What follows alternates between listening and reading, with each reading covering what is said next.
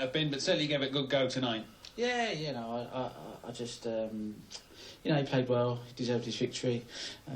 But, you know, I scored okay, but I just missed too many easy balls. And that's really been the kind of moral of my season. And, you know, tournaments really, you just can't afford to do it against players, good players that are playing well. So, you know, yeah, just if I can not cut them out, then, you know, I've got a chance. Gave it a right good go this evening. Was the afternoon session what cost you in the end in terms of too much to do?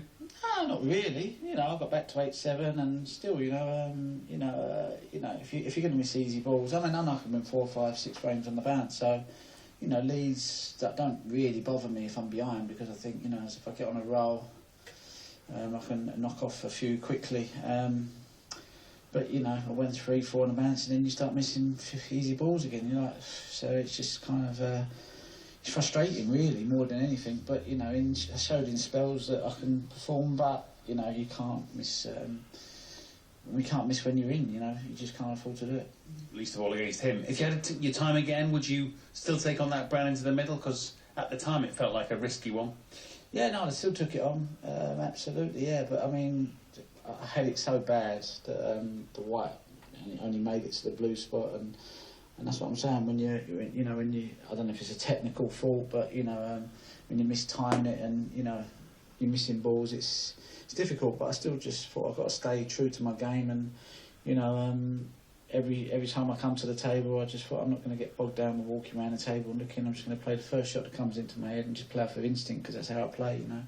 Because it's easy to kind of get lulled into kind of, you know, playing at Mark's sort of tempo, if you like, and, you know, I just had to let him do what he had to do, and when I got to the table, just play as if I was just playing in an exhibition or down the club, and that's what I'd done, and I enjoyed the match.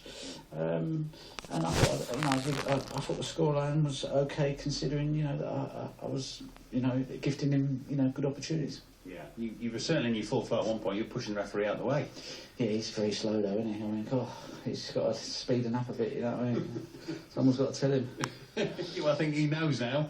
Listen, it's the way it goes on for now, but you're due one still, at least as far as it looks from this distance. As far as I'm concerned, you know, it's like I said to you, it's been like an all-expenses paid holiday, and, you know, I've got to the final. If I'd won it, it wouldn't make much difference to my life, you know.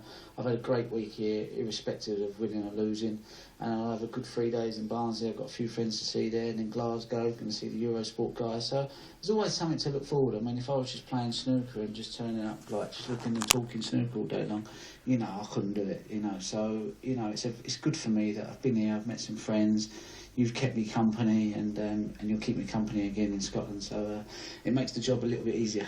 Happy birthday for tomorrow. Thank you very much. He's been in a really good state of mind.